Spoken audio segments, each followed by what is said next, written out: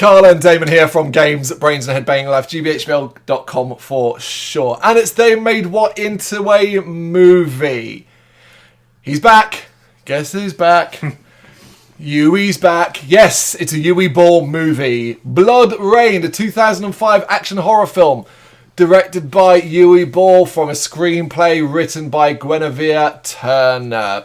If you don't know, if by chance you've not watched the series, I guess, and say you're just coming in because you saw BloodRayne title and you don't know what previous Yui Ball movies we've covered in this series, we have done House of the Dead and we have done Alone in the Dark. Both equally terrible. One of them, one of the worst video game adaptions ever. Yeah. The other, worst being That's Alone in the Dark, I think. Yeah. House of the Dead is like marginally better, just a bit. But we're talking about like it's the difference between eating a shit sandwich or eating two shit sandwiches. Yeah. Do you know what I mean? It's that. If put someone handed it to you, you're going to choose the one just because it's not going to be as rough as eating two. That kind of thing. But here's the joke. I don't think, and this is, I guess, for the future. I still don't think we've watched the worst because I've seen what I think's the worst, and it's Postal, and we have that to come in the future. But for now, we are talking about BloodRayne, which is not the worst Yui Ball one. Yeah. Now, hear me out. I think it's a terrible movie, and I'm going to tell you as I go through why I think it's a terrible movie. But when I hold it up against other Yui Ball movies, now here's the problem. That's what we're comparing it to. Yeah. If we're comparing it to other video game movie adaptations, this is absolutely shocking.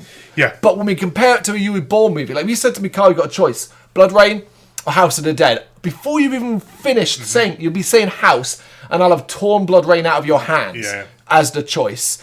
So that's the best I can do. Yeah. I mean, actually quite. I was going to say I enjoyed this film, but I enjoyed the story. I think the story is pretty decent. I think the cast are okay. Okay. But obviously, we've already discussed the worst thing about it is every single fight scene is ridiculous. We haven't discussed that in camera. We discussed that privately. Yeah, privately, yeah. We will get more into that, I think. We might differ on certain things here. Because I think the story is pretty average at best. Straightforward, isn't it? But I think the acting, particularly, is some of the worst parts of this movie. But as we go through, I pointed out areas, in particular one actor who's very famous and really I have no idea what he's doing in this movie, who I think wished he was anywhere but in this film.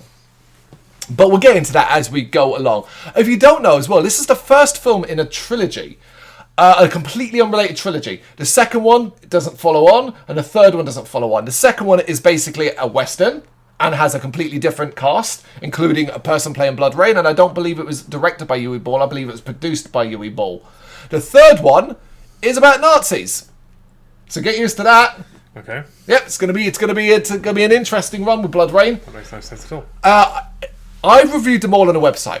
Now I can't remember quite what I said, but I'm 99% sure. I think I said the second one was the best. I think I did. I'd have to go back and read my reviews to be sure because I reviewed them years ago. But for some reason, I think the second one in my head, and I think it's because it's got a couple of cast members that I really liked in it. But we'll get into that. That's for the future. For now, it's BloodRayne, the original, which of course we should say is based on the video game franchise of the same name from Majesco Entertainment and game developer Terminal Reality. And this movie acts as a loose prequel to the first game. Which brings me to this. Ever played a BloodRayne game? Nope. Same here. Right? I've seen the picture of the girl. Of course. I've seen it everywhere. Rain herself, yeah. Yeah, I've seen that everywhere. Yeah. I'm sure I've seen it in shops. I've seen it in to buy and stuff on Game Pass, maybe even two. I think they re-released some on modern consoles. I think it comes from the PS2, that era of games, but I've never played any either. And truth be told, I've never had the desire to, because they were old games, and even though I think they might have been just re-released, not remastered or anything like that, I don't have the desire to, because I'm not the biggest fan of vampire games, because I find them quite limiting. Other than Blood Omen and Legacy. But you're going back to the 90s. I'm trying to think of a comparative to modern day. What's a comparative to modern day vampire wise? Vampire Survivors. Vampire Survivors, there it is. But BloodRayne ain't going to be like that. So yeah, never played him. So when it comes to like an adaptation, we've really got nothing to go on. So we're going to kind of be judging this just as a movie really more than anything else. Yep. And this was a box office bomb, man. Really? Oh my god. Budget of 25 million, 3.7. Oh my god, that's bad. 5 million. What? That must have been a cast alone. Cast, I reckon, but also think about the locations. Oh, There's a lot of places in this. Yeah. And, dare I say, probably spent a stupid amount of money on blood. Yeah. Because there's a thing this movie does that is absurdly that is stupid, that you kind of wonder why. And I was wondering why halfway through it. And you wonder, I mean, it's all right, you're not spending loads on blood, but you're probably spending a lot on the things that activate the blood to spray out and stuff like that. But I think location. I think visually the movie actually often looks good. You've got these big castles, these roaming areas. You've got these big sets sometimes. You've got a lot of fucking extras, background characters. And you have a huge main cast. And I reckon I think you're right. I think a major portion of this budget went on the names more than anything else. Because we're going to run them down. You've got Christina Loken as Rain. She's back. Now, of course, we are most familiar with her. When I think of her, I think of two things. Mortal Kombat Conquest, of course, and Terminator 3, Rise of the Machines. They're the two major things I think of when I think of her. Michael Madsen as Vladimir. Ben Kingsley. Yes, you heard that right. Ben Kingsley as Kagan. Michelle Rodriguez as Katarine.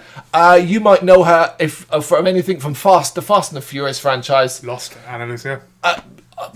Why that? I always find that really interesting. She's in that for a short amount of time, disappears. I think Resident Evil. Rain. Yeah, I mean, said Fast and Furious. I've never watched it at all. Yeah, I suppose. Yeah. Yeah, I mean, Lost, to a degree, but like the fact you remember the character's name, like that surprises me. Big fan of Lost, well. Okay, but I like Lost as well. But I don't. Yeah. I think when I think of Michelle Rodriguez, I think, oh, you've been in everything. Like she's in a lot of things. She's in a lot of things. Yeah. And often playing the same kind of role, which I would argue she's playing here as well. Like everyone in this film is trying to do an old-timey speech and accent. Yeah. Except Michelle Rodriguez, I think, who really doesn't try at all. Yep. But yeah, anyway, Matthew Davis as Sebastian, Will Sanderson as Domestia, and I mention him just because even though he's barely in it, Udo Kier as Regal Monk. Whenever I see Udo Kier's name, I get excited. That man knows how to act, and he has done some incredible stuff. Was that the head monk? He's the one who gets killed. Is he the one who's in Blade? Yeah. Okay, Udo Kier. Yeah, that's right. Absolutely, okay. Udo Kier. I thought I recognised his face. Yeah. Amazing. He's in one of the Video Nasties. He's in two of the Video Nasties, actually. 2 Video Nasties from our nasty list. Great movies in themselves. Meatloaf as Leonard. When his name came from the cast, I'd forgotten, and I was like, "Oh, fucking sweet!" I laughed when I saw his name. My instant thought was, "Okay, he's going to be surrounded by girls, and it's going to be either sexy in his own because that's what the only things I've seen him in is either that or maybe Fight Club, where he's a big fat guy with tits." So. A big fat guy with tits. Well, that's what he's known for. Yeah, because he's had testicular cancer. Yeah, do you know what I mean? It's a bit more nuanced than that. It's during the film, that's what they base it around. Obviously. No, they don't. They explain to you. When I'm getting to a Fight Club debate, they explain to you the effect that the drugs he took to deal with his testicular cancer meant. Do you know what I mean? Like, I don't think they go, fat guy with tits. No, they say Bob has bitch tits. Yeah. That's what I mean. Yeah. But we're getting off topic here completely. He's but Meatloaf is awful in this, but I'll get to why. Michael Paré as Yonko, and I mention him because he's only got a brief role, but the fact that it's like, oh, Michael Paré's here as well. The last time we saw Michael Paré in this series, he was dying at the start of Alone in the Dark 2. He was a lot older then. He's one of the 3 people. He's the main one in that little toilet. You've forgotten Alone in the Dark 2 already? Yep. And lastly, Billy Zane as Elric. There you go. Billy Zane. Yep. I've got 2 things to point out about Elric and Vladimir in particular, but I've written them in, so I'll mention them as we get to them. Right, it's time for BloodRayne. And if we've not said it enough, I just want to emphasise this because I don't like the man. I've read enough about him as a human being to think that he might just be a piece of shit. Fuck Huey Ball and his awful, awful work. Following a pretty cool set of opening credits. I think the opening credits are really cool. Yeah.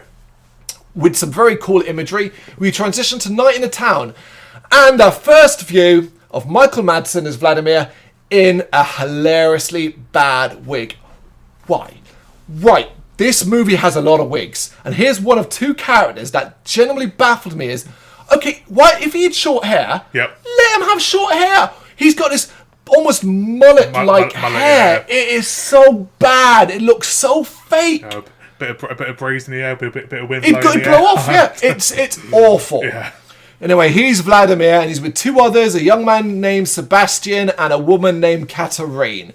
They are from the Brimstone Society, a group of warriors sworn to fight against vampires and are looking for information from the barman. The barman offers them a carnival flyer that is advertising a she-demon, but a stupid vampire makes the mistake of coming up alongside Sebastian, who notices lack of reflection in a mirror, so he stakes him in the heart and kills him. So that's kind of how we introduce these characters. Yep. Here you'll immediately notice the speech problem. And as I already said, it's the dialogue in this movie is written in a way where they want to sound... It's like they want to sound old-timey, but not old-timey. Yeah. So I'm trying to think of how it's done. It's like medieval sort of time, like but it's not. It's and stuff like that. Yeah, but it's more clipped than that. It's like what information can you tell me, rather than just saying, hey, what can you tell me? Yeah. Like that kind of thing. What do you have for us? I think I may have found something of interest. Look at this. Some say she is an abomination of nature. Carnival freaks. Julius, don't waste our time. Yes, sir. What can I get for you? A glass of absinthe. Right away, sir. Flame it and make sure the glass is clean. Yes, sir.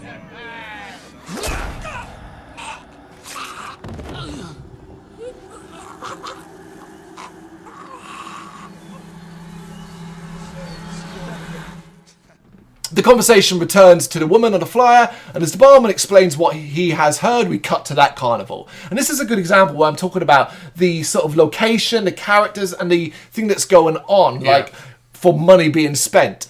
Of course, the she-demon is Rain, a Dampier. One of them are back. It's not as cool as Alucard, but, you know, there we go. Yep. And she is captive and used to entertain the masses via torture.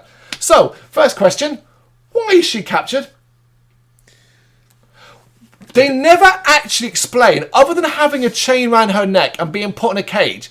She knows she's a vampire, right? She doesn't know she's a Dampier at the moment, but she knows she's a vampire. Why is she letting this happen? Why is she, like, do you know what I mean? At least make a thing where it's like, okay, no, the thing around her neck, I don't know, has some sort of special power that keeps... powers, just do something. And all I'm thinking is, why is she captive? Mm-hmm. It doesn't make any sense. So, she's used to entertain the masses via torture. And we do get a scene where they kind of show, because it's basically a freak show. Yeah. It's a freak show. So her arm was put in the holy water and it burns and then heals itself. Or she's allowed to drink and she heals herself and stuff like that. It is a bit of a brutal scene to begin with. Probably unnecessarily so. Yeah, and like the makeup effect on her arm does look pretty good. Like they cut a goat's head off, I think, too. Yeah, they cut a goat's head off so she can drink the blood of the goat, which heals her. Very touch of it!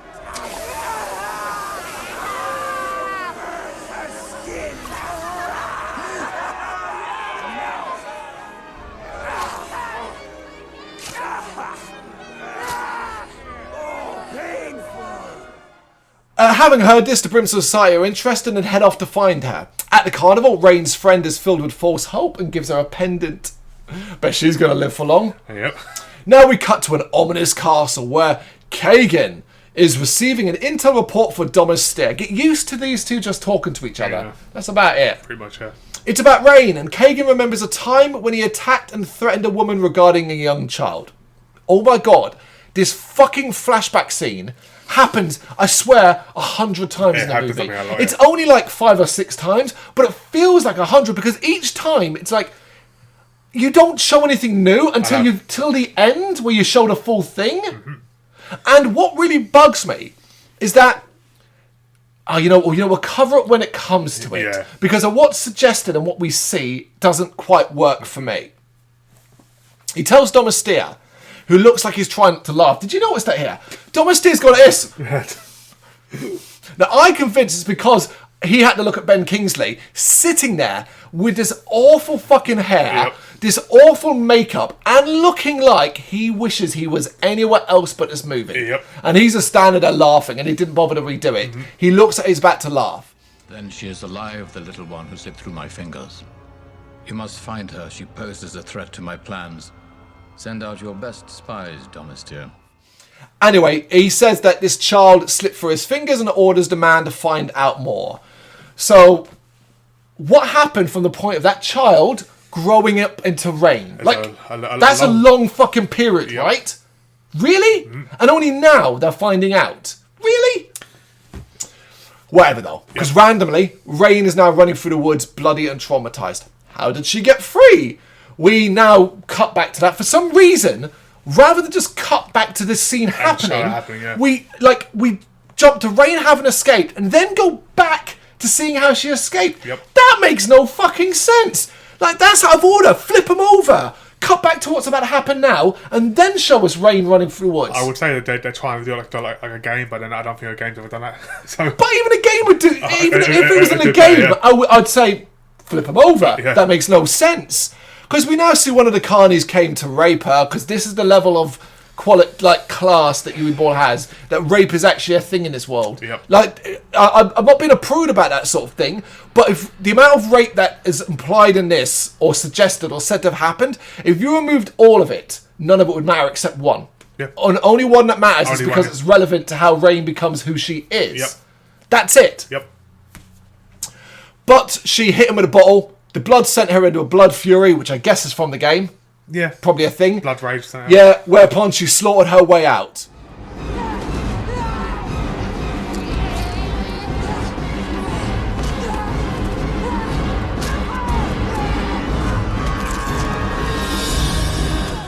The next day, the Brimstone Society are en route to the carnival, and Sebastian is questioning why, saying that Kagan is building an army of thralls and that's what they should be focused on. Like, why are we going to this carnival when this is a bigger thing? We've got Kagan over here creating an army of thralls. We should probably deal with that. Now, you might be wondering why I've kind of glossed over something, going back to the Rain carnival bit. Because obviously she escaped. And you're like, I initially wrote it in my notes. Here, fuck your friend then, right? Yeah. But for some reason, later on, we're going to cut back to the carnival and this part again. Instead of doing it now, we're going to come back to it later on. And it's going to show you what actually happened. So I had to go back and remove it by my notes because it answers that question. But, God, this is an infuriating way to tell a story. Vladimir points out that the Brimstone Society is weak now, and the idea of a vampire being held in captivity is worth investigating. Because, like us, he doesn't get how there's a vampire in captivity. They arrive and find the Rain slaughter, including the survivors who left the bodies where they fell. Do you notice that?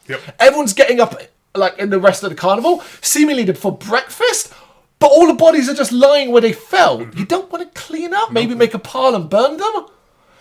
Recognising it as the work of a vampire, they set about burning the bodies, but find Rain's body now bitten. We now flash back to Rain, still in her blood rage, biting her by accident.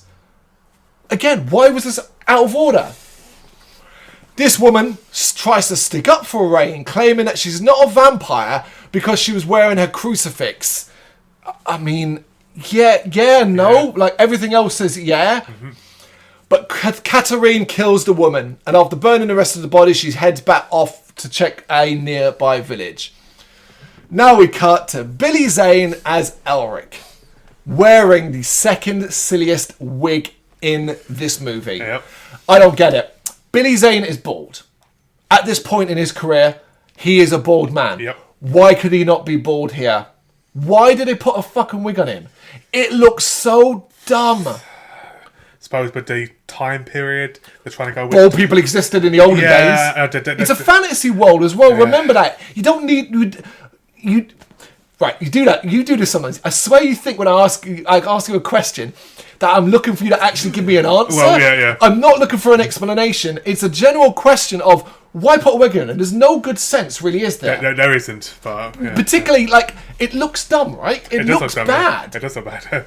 But yes, Billy Zane, second worst actor in this film. He isn't trying in the slightest. But to be fair, he's got fuck all to do in this movie. Take Billy Zane out of this film, would we miss him? Aside from writing a letter, that is it. I don't get it. I mean, a lot of this cast, I don't get why they're in it. It could be anybody. It would make a difference. But he isn't needed because ultimately his role is writing a fucking letter. And I thought he was going to be involved in the end sequence. He's not. I mean, for such a guy, for a guy who's done quite a lot of decent films or big films, I'm surprised. Name one. Well, Titanic. That's only if you like Titanic. Yeah, I suppose. Don't get me wrong. I have no beef with Titanic. I think it's hugely overrated. Yeah. But Billy Zane is probably one of the best things in that movie because of his over-the-top portrayal. Zoolander. Yeah, it's a minor. It's a bit part though. Yeah, it's a bit part. It's tiny again. I've seen Billy Zane first Back to the Future. He's one of the 3 gang members. Oh yeah, shit, yeah. Yeah, I've seen Billy Zane in a lot of crappy horror movies. I don't have a lot of time for his acting, if I'm honest. But he has entertained me. I watched this horror movie years ago and I didn't. It's the most baffling thing in the world where it's done like a serious thing where his wife disappeared. And then in a scene in a car, it turned into a comedy where he's doing this really deep scene where he's like, he's talking about having lost his wife and all that. And he's like, yeah, we just got separated in the mall. I don't know where she went to. I'm like, what? What? It's so dumb. I can't even remember what the title of that movie is. But anyway, he appears to be a bit of a noble, and he is the father of Katarine and part of the Brimstone Society. He has a letter written for his daughter that speaks of the weakened state of the Brimstone Society and implores her to bring him a hidden artifact. The way this is this supposed to be funny? I think it's supposed to be funny, right? I didn't laugh. No. I didn't laugh either, but I was like, the way he's going to the bloke, yada yada yada, and how does that sound? And the bloke's going, it's all right, master. And when he turns his head, we see that he's previously been bitten by a vampire. Is this important? No. And together we will stop this madness and bring peace to these lands. Your beloved father, etc., etc. What do you think? A very compelling argument, Master. Oh, you're such a sucker. Night has fallen, and Rain saves the family from being completely wiped out by vampires. And it's here we get to see the vampire makeup. Now, what they do with Rain, because I guess the boy was like, we can't make you not look pretty. She gets some fangs. Yeah, fangs, and it's fine. The vampires, though, have you seen From Dusk Till Dawn? Yep. So in that, when the vampires become vampires, their face transform. It was a good effect in the 90s. If you watch it now, it doesn't look so good. This is similar. Terrible. To me, it looks like they're wearing masks. Now, don't get me wrong, they've done a good job to make it blend. Yeah, but there's times when you can see around the eyes. It's terrible. Yeah, you can kind of see around the eyes where the mask is away. And to be fair, though, we'll give them credit. They do the best job they can to try and hide it. Yeah. It's quick cuts and stuff like that. But here you will also sort of get the idea of the level of the action. Now, this isn't just a short action scene. So we're going to delve into that in one of the bigger ones and the problem that I have with a lot of them. Yeah. So Rain gets their trust and she travels with them to a town. As she walks through the town, she can sense vampires and they can sense her. I really like that scene. Yeah. The sort of just the looking and the slight face change. That a vampire could tell when another vampire was near and stuff like that. That was cool. Yeah. It probably doesn't help though. That part of the reason why Rain stands out, right, is that she is wearing an outfit that makes her stand out, right? And this is really annoying. Everyone in the film is wearing muted colours. Brown, black, dark brown, grey. Not Rain. Red. Red. Red. Yep, red. Really, but also sexy red. Yep. Like the outfit is designed to be sexy, whereas the majority are just wearing loose-fitting clothes. Not Rain. No. She is wearing And she's wearing some big ass cross too. Do you mean she's even forget the vampire thing? You would notice her. Yeah. You would notice her.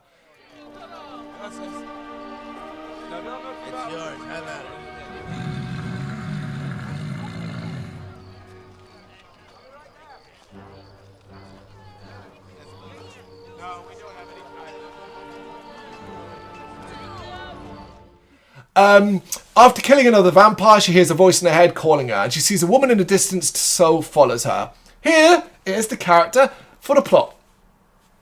This woman knows Rain is a Dampier, and something that Rain isn't apparently aware of. And this woman is a seer, and she fills in all the gaps we need, revealing that Rain is the daughter of Kagan, who is a vampire, and he raped her mother. And Rain was born from that. Apparently, that's going to get confusing later on. Yep. She then reveals that Kagan is very powerful and stays within a heavily guarded castle. Yeah, we'll get to that heavily guarded part later. Yeah. There is no way in, but she does reveal... Oh, and that part as well. There's no way in. Well, that's funny, because I'm pretty sure everybody gets in at the end. Yeah. But she does reveal that an ancient talisman exists called an eye, which is weird, because she leaves out the other part of that, which is there's 3 of them. 3 parts, yeah. Why would you not mention that? It is something that Kagan seeks, and if he was to get it, she would... if Rain was to get it, it would allow her access, because Kagan would want to see her. So she would get an audience with Kagan, effectively. I'm like, okay, I can see the thinking behind that. Yep. The seer tells Rain where it is. This seer is hilariously overfilled with knowledge. Yes. Where it is, a monastery down south, but suggests that it would be better if she kept it out of his hands. Why is she telling her all this, you might be wondering? Something. She doesn't really answer. She's like, because. Looking over the U-Ball and go, wait, why am I telling? Oh, right, okay, yeah.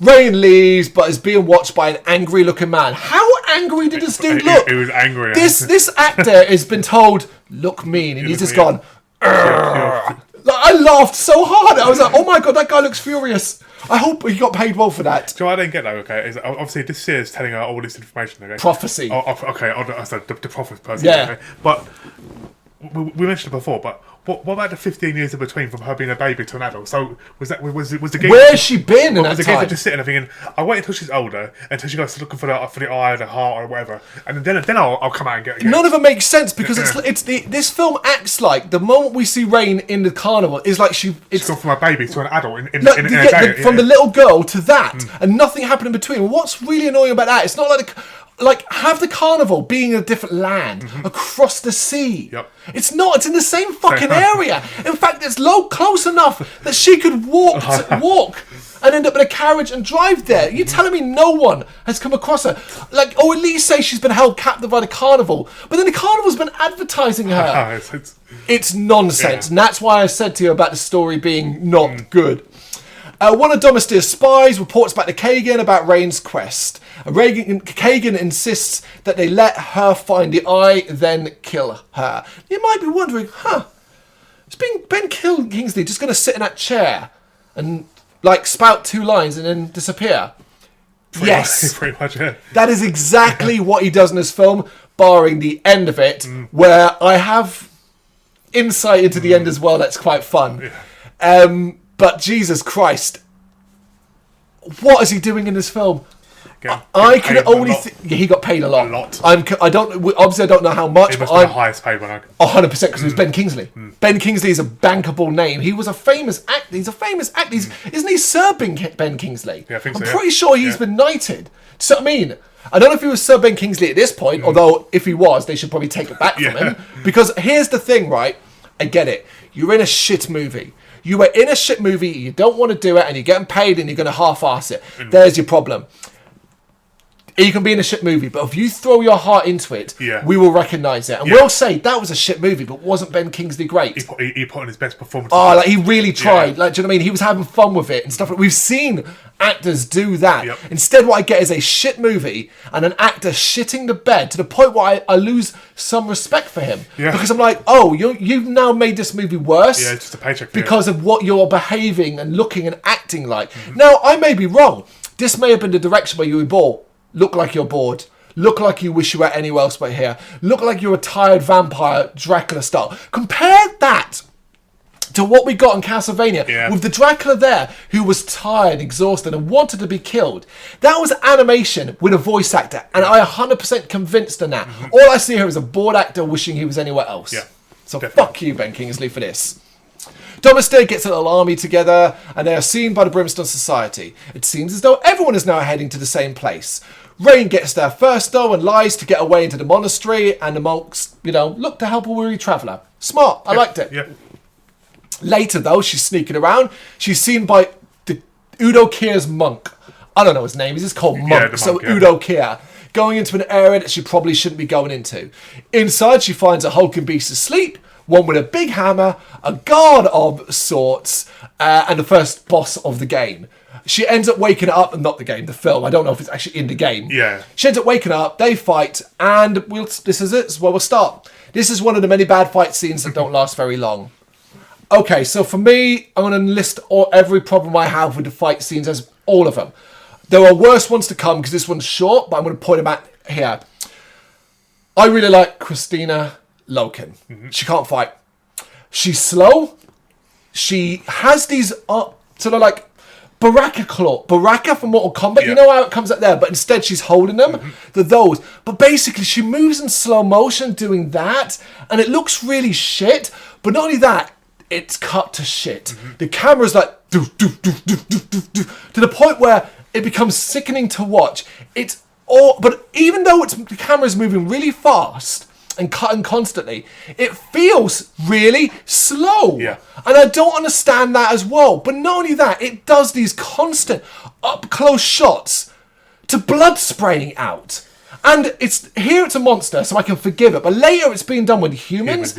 And it looks so dumb. Yep. I hated every single fight scene. And this is one of the shortest ones. There was one later that goes on for so long, I was laughing.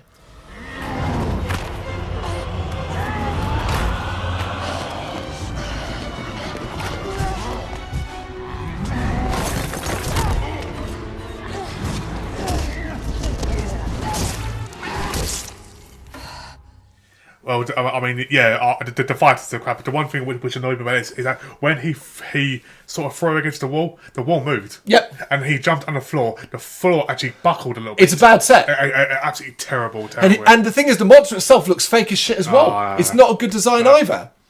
Anyway, she kills the beast and then uses the cross around its neck to open a secret door and finds herself in a chamber, one with traps. And I thought this traps part was hilarious. Do you know why? Because what kind of trap activates before you step into the room? It's a couple of steps down.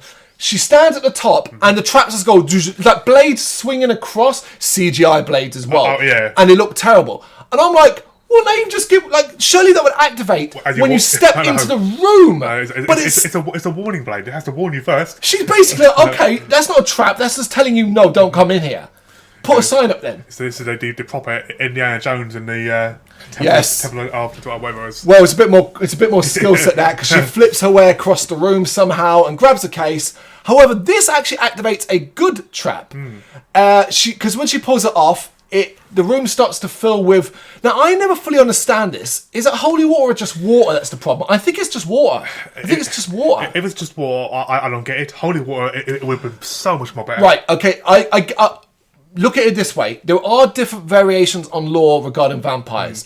Not everything sticks. There are some vampire movies where garlic isn't an issue. Some are, and all of that kind of thing. Water actually is a thing, including it ties into what isn't actually a lore part of vampire, an old lore. The vampires can't cross running water. Oh, so even Castlevania. Yeah, so like there is. Of course, Castlevania would utilise that as well. So there is a possibility that there is. It's just a different part of lore. It could just be holy water, though, for all I fucking know. They never really explain it. But to escape, she embeds her weapons in the roof and hangs upside down over the water. That's clever. But the case opens and she's able to grab the eye before it falls, revealing it as a literal eye. But when she looks at it, it seems to imprint something in her eye. She then falls, landing on her feet, but is unaffected by the water. Apparently this eye gave her some power to not be affected by water. Now I guess this is very video game. The idea that you would collect things that power you up. Yeah. Isn't it good that she found the one that she needed right there and then? Yep. Like, I don't know about you, right? But if I was the monks and I had the eye, and I knew that a vampire got that, it meant water or holy water couldn't hurt them. I'd maybe use like spikes. You know what I mean? Or sunlight. I wouldn't use the thing, but they've just got power over. It's pretty dumb, right? Stupid monks, man. Too. Very stupid. Because the monk then comes in and she's led to another room where Udo Kier's monk talks to her. He reveals that the Order has been protecting the Eye for centuries. And I was kind of like, how have you protected this for centuries? Not only did she make it seem really easy, it has powers, but also it's not really that hidden. Because, like, again, how has no one come to find it previously? She walked through one door, killed a big fat geezer, and it was there. I know, literally, and it wasn't the most obvious bloody puzzle. It wasn't even buried or anything like that. On the door. He's got a cross on his neck. You got a cross on your neck. So there you go. And he reveals it's imprinted on her, and water will no longer hurt her. Because he just says water. He doesn't say holy water. Nope. He also says that the eye is one of 3 artifacts, each a body part of an ancient vampire named Belial, who had found a way to overcome the weaknesses of a vampire. The eye overcomes holy water. Apparently now he says holy water. I think it's just the cast. Yeah. The rib overcomes the cross, and the heart overcomes sunlight. When Belial died, the parts of his body were hidden across the land. So this is why Kagan wants the part. This is really good. Do you think? Do you think, like, while filming this, because the budget was so crap, that they only had like one take, or maybe 2 takes? Maybe. I don't know. I don't know Udo Kier's style. Billy Zane was very complimentary about Uwe Boll's style in this, saying that he'd never worked for a director who was just so forthright, who was so insistent and stuff like that, and he really liked them. So, I mean, I hear that, though. I hear that a lot of actors do like working for Ball. And that's totally fine. Yeah. Just the end result is such a shite. Because remember, when you're acting, you're doing your bit, you don't really know. And if he's telling you, look, do it this way, you're going to do what the director wants, regardless of if it turns out to be shit. But, like, I really like this. I like the idea of having 3 artifacts that could power up a vampire to get over 3 of vampire's serious weaknesses. I think that's a cool one. It's very video gamey. Yeah, definitely. So, yes, the monk also reveals to Rain that Kagan is hunting her, but he can't let the eye end up in his hands. No matter though, as the monastery is now attacked by Domestir and the Thralls. The Thralls basically are extras. Dare to die. Yeah. There's even more awful fighting here, but the monks are aided by the arrival of the Brimstone Society. The scene of Vladimir... Oh my god. I forgot. So this fight scene goes on forever. Yeah, it does, yeah. And it's got loads of gore. That spraying blood gore that we've mentioned before. But there are several scenes that are just worth watching it for. And my favourite is when Vladimir is going up the stairs, and basically some guy's coming down. They both got swords, and to beat this guy, Vladimir basically goes, lightly pushes him, and this guy just tumbles down the stairs. And I was like, that sums up the action scenes of this movie. It's just so bad.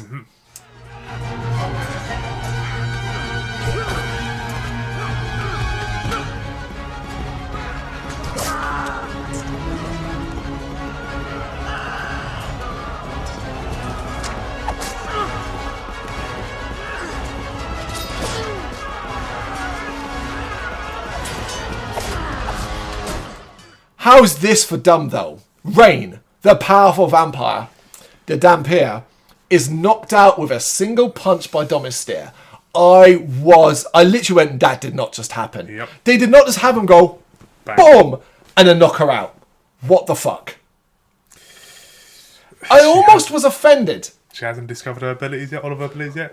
Been fucking fighting away, and but I was almost offended because I almost thought it was offensive because it was like, oh, she's a woman. So regardless of being a fucking vampire, she gets knocked out with a single punch by the dude. Fuck off, Ball, man. Seriously. The Brimstone Society can only watch as he rides off with her. Vladimir tells the other 2 that he'll be taking Rain to Kagan and they need to return to their base to inform the society. For some reason, Katarine hangs around, finding a body wearing a Brimstone Society necklace and with a letter that she takes. Now, this was confusing as hell. And I'm like, was he one of the Thralls? Does this mean Katarine's a bad guy? Is that the letter? And I was like, I presume that's the letter her father wrote. It's not. Nope. Why have this scene? Why have this scene? To make you think.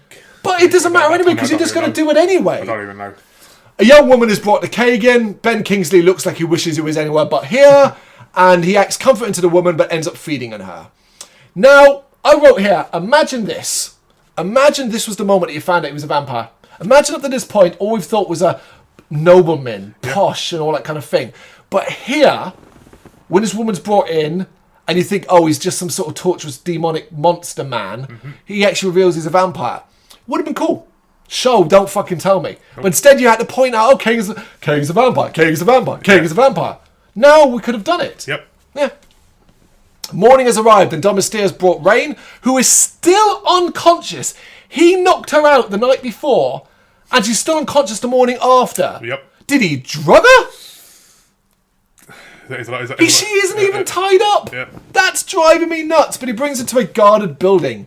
Vladimir and Sebastian have followed, apparently quite close behind, and confirm it as Leonard's lair.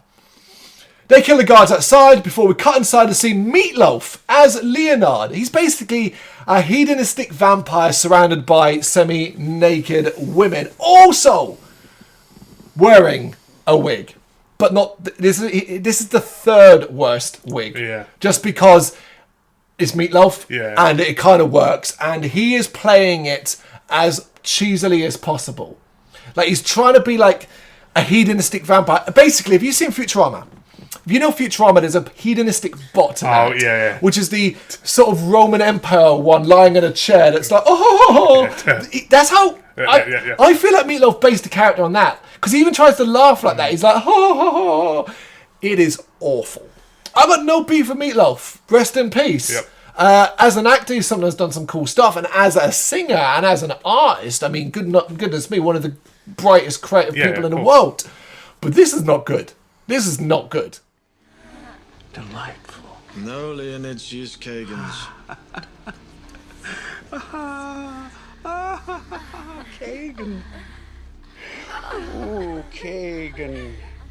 Kagan.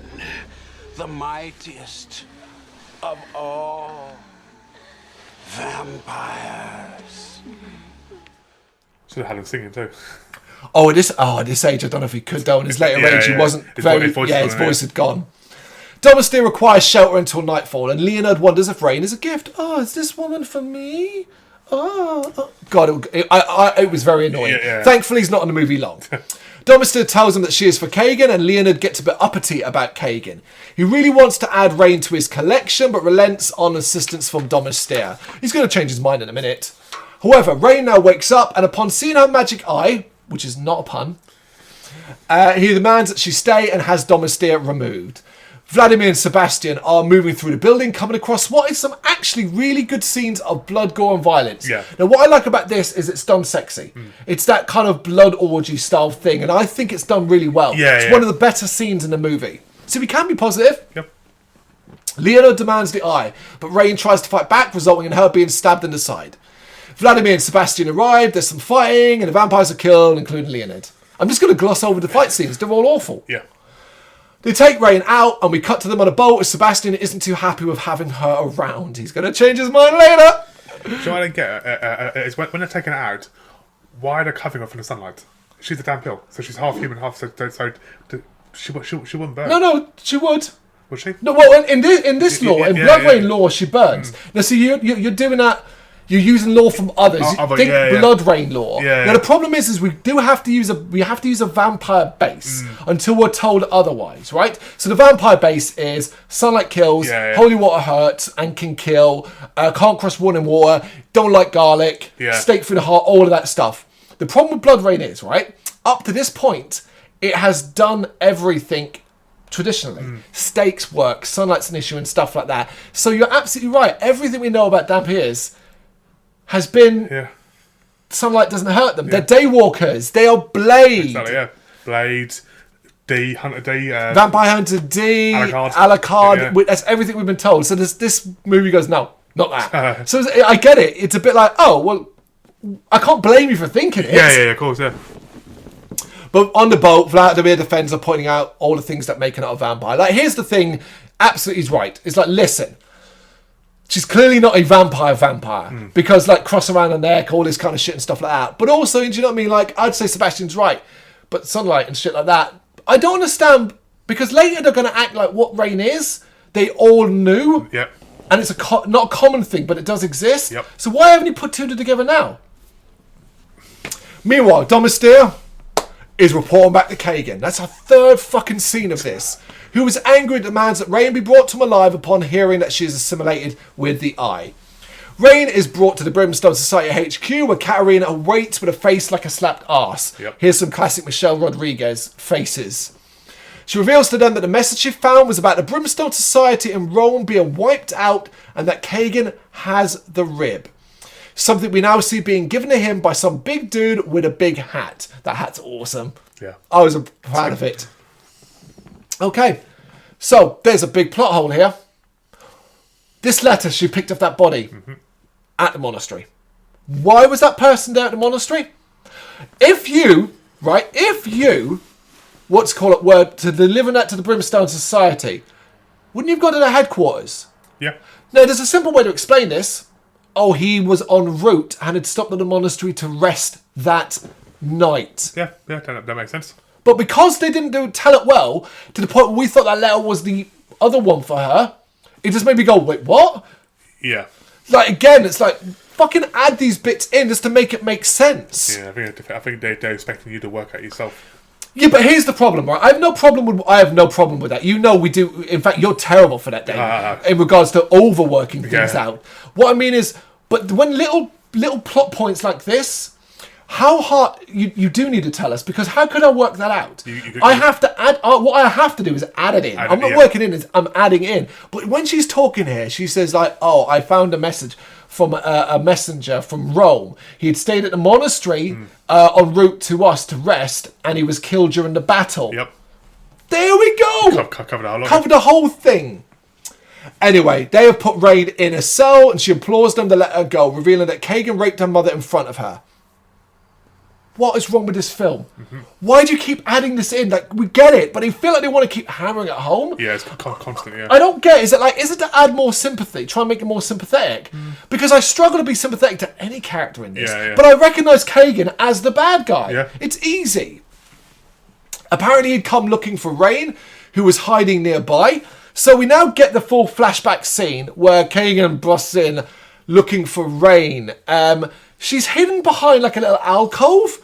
And I was like, oh my god, how shit of a vampire is he? You can't smell her? Smell her? Oh, no. Hear her breathing? Like, if the room was silent, a vampire, like, you couldn't hear her? You hear her heartbeat and stuff. Do you mean like, all the stuff, like, blood pumping in her veins? Anyway, he apparently killed her mother and ensured she wouldn't become a vampire by staking her. I'm confused.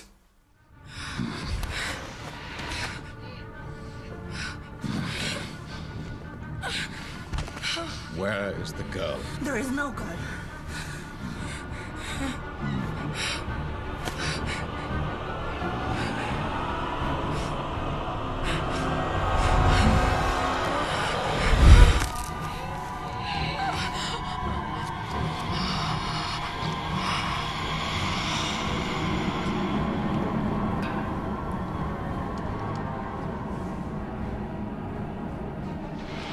I will find her.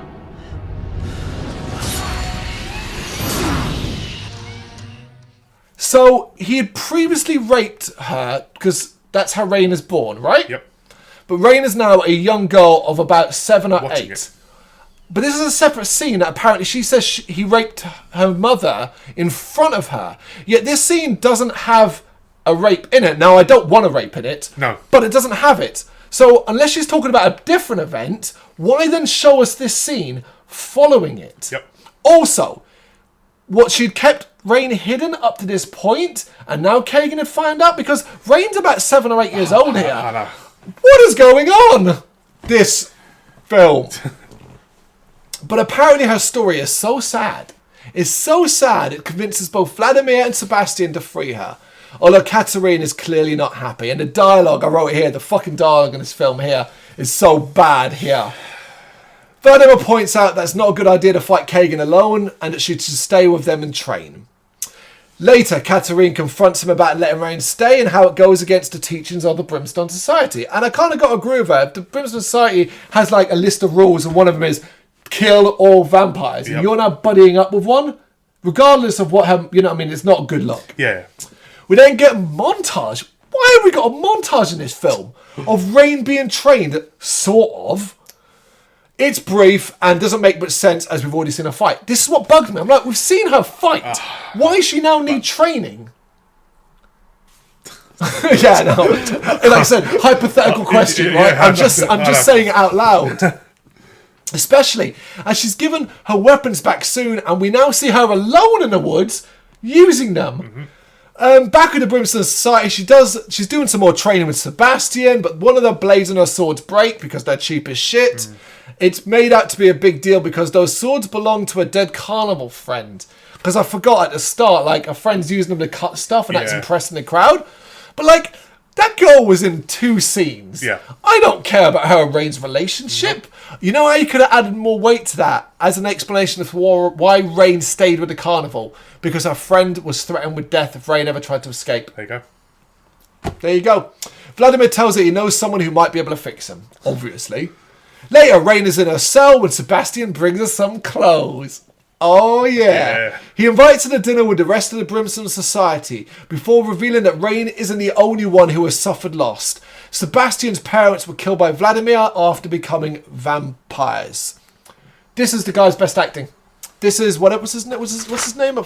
This is Matthew Davis's best acting. I really like that, what he said. I thought it was a good scene. Yeah. And I thought, yeah, it makes sense why he would work with Vladimir, but also it made me feel beholden to Vladimir. Yeah. But he might also harbour some resentment to Vladimir as well. Do you know what I mean? I liked it. It was a good scene. Yeah, definitely, Kagan, now sitting in his throne, as per fucking usual, seems to be trying to communicate with Rayne as she has visions of a Blood Rage assault at the carnival. I couldn't work this out because it doesn't come back. It doesn't really mean anything. I don't know. Okay. Yeah. She gets up and approaches Sebastian from behind. And is she going to attack him? Is she going to attack him? She appears threatening. Oh, she's going to attack him. Yep. But she acts because she just wants to bang. She wants to bang. It's a fucking weird scene. It's jarring. It's out of place. You do get some Christina Loken nudity for your money. Yeah. She's never been shy, so, like, good for you. But I was like, from a Sebastian point of view, right? Now, let's presume her blood rage also makes her horny. Yeah. Maybe it's a thing from the game. Yeah. Is that a thing from the game? Maybe it is. I don't know. But is he not bit like, did my story of my dead parents make you horny? Do you know what I mean? Like, right? But like when I say a sex scene, well, it's not a graphic sex scene. It is an actual sex scene. Yeah. Like this is about 30 to a minute long of, do you know what I mean? Like, you know, and it's filmed in an angle, so you don't see a butt. But you know what I mean? Like, it is a sex scene. So the funniest part is when she's humping him. I would say the set is so shit that the metal gate you can see it fucking bending. Okay, it's bending, and I'm like, that's gonna break in. They're gonna fall through it. So, to be fair, it wasn't the only thing that was bending.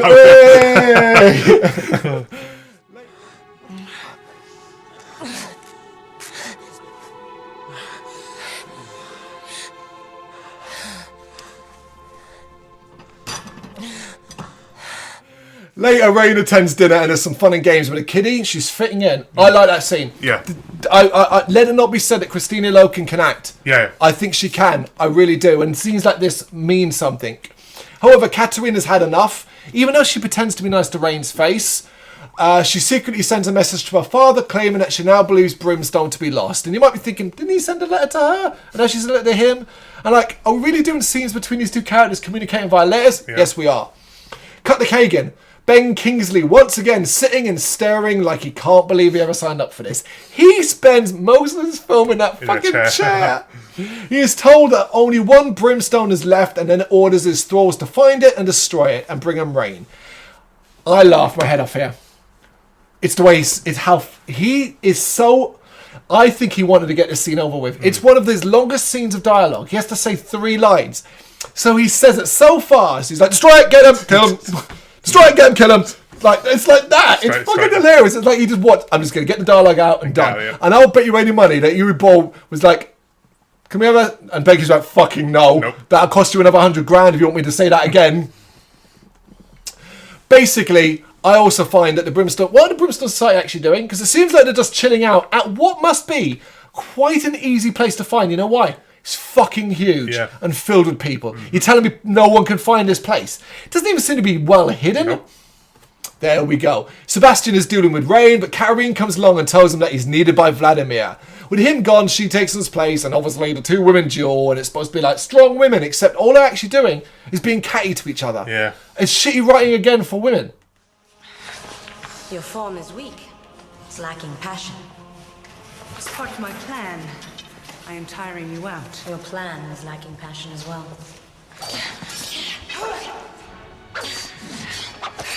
I see they have taught you well. Hardly. I was trained in battle by a great warrior. Catherine reveals that her father led Brimstone but is now a vampire, and she plans to finish what he started, killing all vampires. The duel ends and we now cut to Elric, who has a visitor. It's Thomas Steer, who has come demand to know where Brimstone is. I was like, now? You've had years again, and only now, and he knows where it is.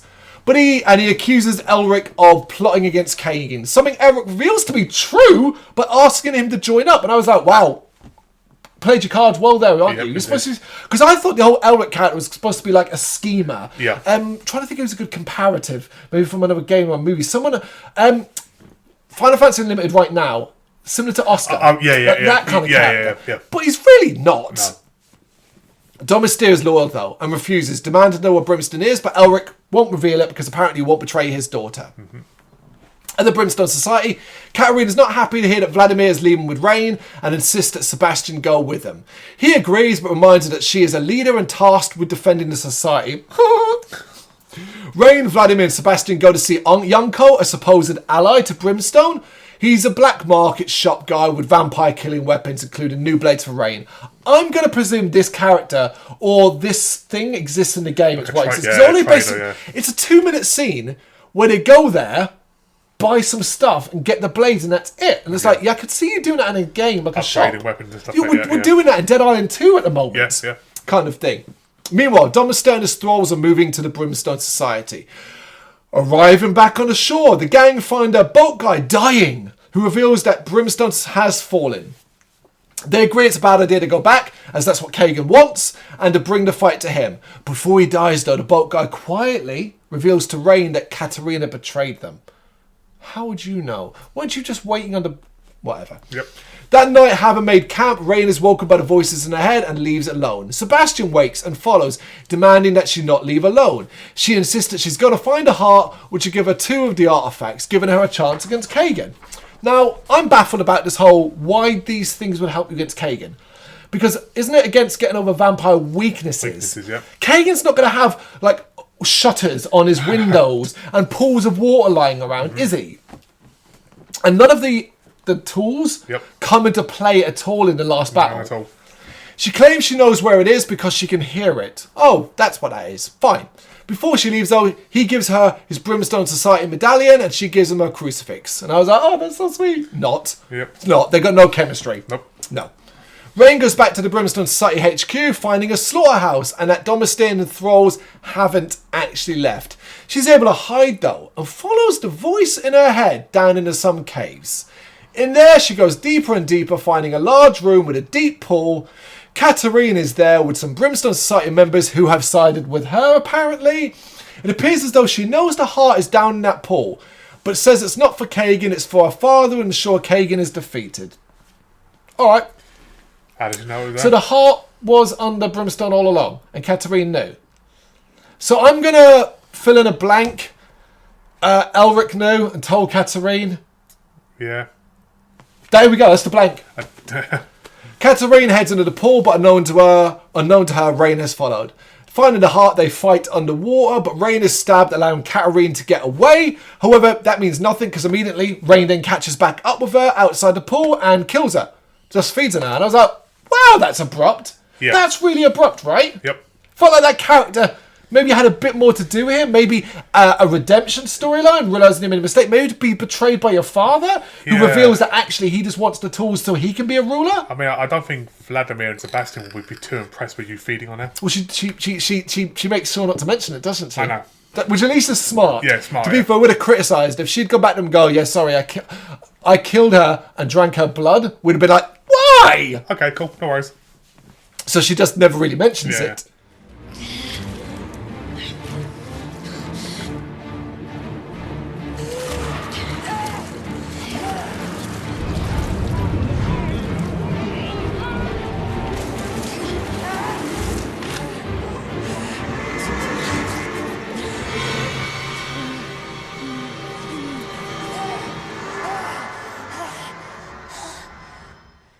She then makes her way to Kagan's castle, where Vladimir and Sebastian are waiting.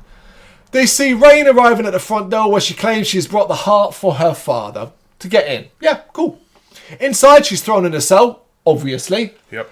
And Domister brings the heart to Kagan and reveals that Rayne has given herself up. With no other choice, Vladimir and Sebastian start to fight their way in. So remember this was really heavily guarded? Yep. They blow up the door, walk in, Yep. and then are captured. And I laughed. I was like, that was so dumb. Oh. For some reason, though, they're not killed. Nope. Because you'd think you just killed them, right? Yep. Nope. They're taken to the dungeon. And not only that, they're put in cells near Rayne. Not only that, they're put in... Vladimir and Sebastian are put in the same cell. Even though there are many cells on the wall, put them in the same one. That's not going to cause trouble. Put them opposite Rayne, where they can talk to each other. Why? I understand keeping Rayne alive. Why keep Vladimir and Sebastian? I would again have a scene where Domister tells Kagan, we've captured,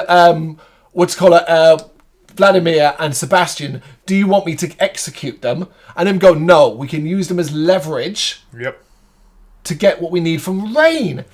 Easy. Domister talks too much, though, and reveals that they're preparing a ceremony to distract the eye from Rayne. Stop talking. Stop talking. Why are you talking? He has to tell them the plan. I don't know. Rayne then gives our old man some shit, but he hardly cares because Ben Kingsley, he ain't even listening. He's just thinking about the money or what this money can, what house it can buy him, and so on. Hilariously, though, Vladimir and Sebastian do the missing prisoner thing to get out of their cell. Oh my god, they get their cell opened because they did a whole, hey, my cellmate's gone.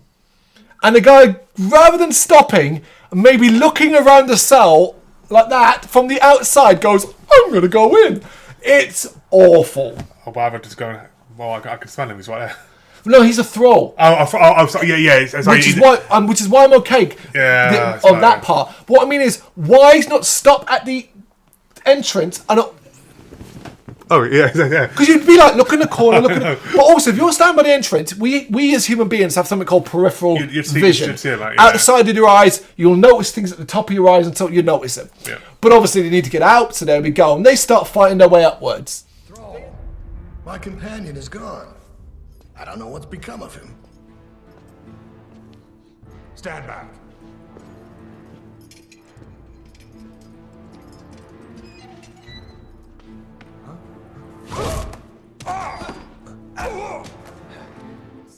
They interrupt the ceremony and start killing, all while Kagan starts to wander around and he realises, oh, maybe the heart's not actually in this box. And yes, apparently, nobody actually bothered to open the box from the point where they're giving it. And I'm sitting there laughing, going, oh my god. Oh, you deserve to die for being that stupid. Lots of slashing and bad fighting, with Vladimir being stabbed by Kagan and Domister being... Well, I thought killed by Sebastian. Domister is killed by Sebastian, who gets stabbed in the side, and I thought Sebastian was dead here as well. Yeah. But he's not quite yet.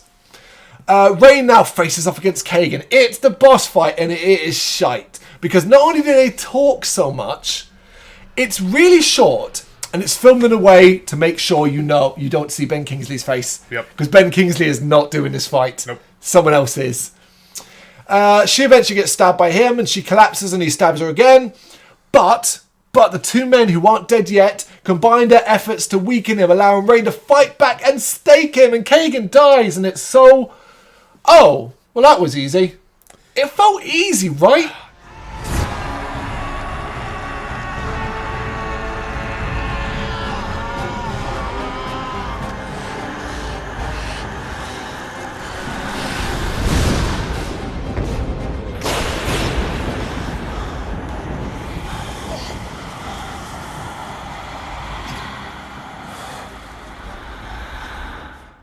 He spent half the time just like lying on top of her, sitting on top of her. You know, like. Well, he's a jibber jabber. He's yapping away, and then Sebastian just like throws some little pickaxe, a little I don't know, pencil. Is that pencil? I don't know what it is. Is it a cross? It's something. I don't know what it is. I don't know. But yeah, Kagan dies. Yep. Sebastian dies in a emotional scene, and Vladimir dies. Rayne is the last one standing. There we go. Yep. She surveys the death around her, confirming that her belief everyone dies around her to be true. Now, I thought that should have been something really built on. I've added that. There's a scene earlier on, right, where Rain wants to leave and tells Sebastian that everyone around me dies, right? Which up to that point is proven. This proves it. Yep. And I thought that was a really, really cool if they had kind of made that a focal point of the movie, that actually, even though she wants to do good, ultimately death surrounds her. As the film ends with her sitting on the throne as well, suggesting that we might, maybe there could be a bit of shades of grey. Do you know what I almost got thing? The ending of Blood Omen, Legacy of Cain, we're not really sure the direction that Cain will go in. And I thought, well, that could be cool to set up a second film. None of it matters. Nope.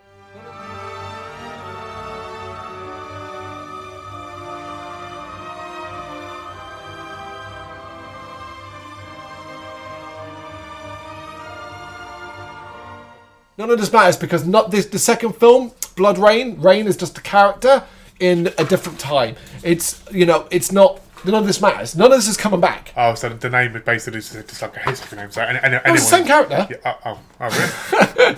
Oh, okay. Same character, different actor. Okay. We'll see it. Don't worry, we've got to do it because it's BloodRayne 2. I thought it could be something like, it's just a name. It's like James Bond. James Bond, anyone. No, hate to tell you, it's the same character. Well, you'll see. Don't worry about it for now. That was BloodRayne. As I said at the start, look, it's not the worst Dewey Ball film. It's not. It's about 93 minutes long. And it's a decent length. Yeah. I think it could be cut a little bit here. Maybe being a tight 85 minutes. Maybe even 80 minutes. But that's the one thing. The first one I always check out. How long is it? Yeah, how long is it? But the problem is, I don't really know what they could cut out. Because part of me goes, well, cut the fighting scenes out. I'm like, well, you can't cut the fighting scenes out, can you? Then there'd be nothing. I'd cut all the Billy Zane bits. All of them. The meatloaf bit, I think. No, I think that adds a bit of fun. Yeah. It's bad, but it's different. Because all the film's dark and grim, grimy looking. That sort of adds a bit of fun silliness to it. I'd keep that. I'd cut all the Billy Zane stuff. A lot of the Kagan stuff. Yeah. Maybe even Domestir. I don't even think we need him. There's a lot you could cut out. You didn't need you did not need a sex scene in it at all. No, drop the sex scene. Don't need it at all. Need it at all. I don't know why. It seems to be a lot of like you, but there always has to be a. He does. There's always nudity or sex in it. House of the Dead had nudity. Alone in the Dark had a sex scene with him and Tara. It did. I don't know why things like that will sell your movie. It doesn't. Nowadays, a lot of films they ain't got to do that anymore. No, but here's the thing: in BloodRayne, I don't mind the nudity or the sex really, because I'm pretty sure what I know about the games is that vampires are supposed to be sexy. It's supposed to be sexy. Do you know what I mean? Like, it's not my favourite style of vampire. My favourite style of vampire is the vampires that are just brutal. So have you seen the movie 30 Days a Night? Yes, yeah. It's my all-time favourite vampire movie. Yep. I love those vampires. They don't even speak our language. They almost disgust with us. They rip humans apart. Yep. They mock us. There's a scene in that movie where a woman's begging for God, and he mocks her, and he's like, God? No God. I loved it. Disdain for humanity is what I want. I don't like Twilight. I don't want sexy vampires. I don't like Interview with the Vampire. It's a good movie. It's a good film. But I don't like the vampires. Of course it's a good movie. Do you know what I mean? But like that side of things. And actually, you know what? Using that as an example, famously, Brad Pitt did everything, didn't want to do that movie. Tried to get out of his contract. Oh, wow. Was told he'd be sued or he'd have to pay to get out of his contract. And it was such an expensive thing. He did the movie, right? He did the movie. And that's why some of the scenes are pretty poor. But he still tried. And that's what Ben Kingsley isn't doing here. Yeah. Like, do you know what I mean? Like, everybody loves Interview with a Vampire for Tom Cruise. Yeah. Do you know what I mean? Tom Cruise as a stat is a laugh. Yeah. But anyway, we're getting off topic again. It's vampires. We can talk about vampires. Yeah. How the vampires portrayed in BloodRayne is one of the worst, I think. Not only, do you know what really bugs me? How shit they all are. Generally, what's aside from Rain, what vampire looked actually powerful? Because you're not going to tell me Kagan was powerful. What he was just in a castle. I mean, they were all getting killed left and right by humans. Yeah, exactly. Now, fair enough, the vampire hunters, but my God, I always thought they seemed stupid most of the time. It never really felt like a big deal. It never even felt like it was all-encompassing, or like there was many of them spread around, and it was like that kind of thing. So I didn't enjoy the vampires of it either.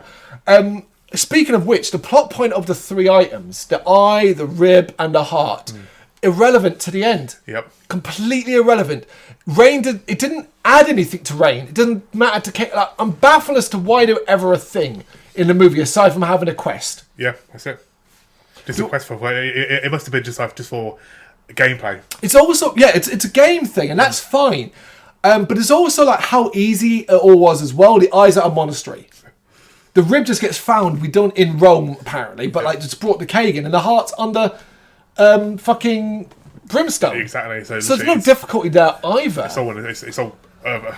Yeah. But it is come back to that thing. It's a terrible movie, but it's not the worst Dewey Ball one because it does move along at a snappy enough pace. And I think, even though a lot of it's unintentional, you can have some fun with this. Yeah. I think like if you had a few drinks and like a group round and put this on, you could actually have a lot of fun laughing at it, that kind of thing, you know? Particularly the dialogue and the wigs and stuff like that. A shot every time there's a poor fight scene. You'll be drunk by the end of the night. I'd say a shot every time someone says a bad line. You'd be drunk within 10 minutes. Like, you'd be fucked, basically. But there you go. I don't know if we're going to say anything really to add there.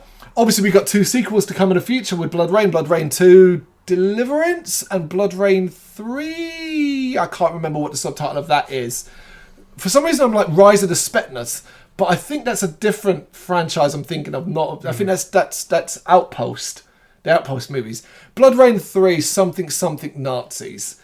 But yeah, BloodRayne 2 Deliverance is the second one. I don't make the films, do I? Just Nazis with vampires. It just sounds so stupid. But do you not think that sounds like it could be entertaining? It sounds like I'm going to be laughing a lot. Exactly. But you will also get a laugh from this movie. It's BloodRayne. If you got any thoughts you want to share, you know what to do, let us know in the comments. Thank you very much for watching. If you'd like to see more content like this, please consider hitting the subscribe button. It is gratefully appreciated. You can find us over at gbhbl.com, our full website where reviews, news and so much more goes up daily. We're also on all social media platforms, Facebook, Instagram, Twitter, Threads, at GBHBL. Just search for GBHBL and you will find us out there. We also have merchandise on sale. You can access the shop via the website.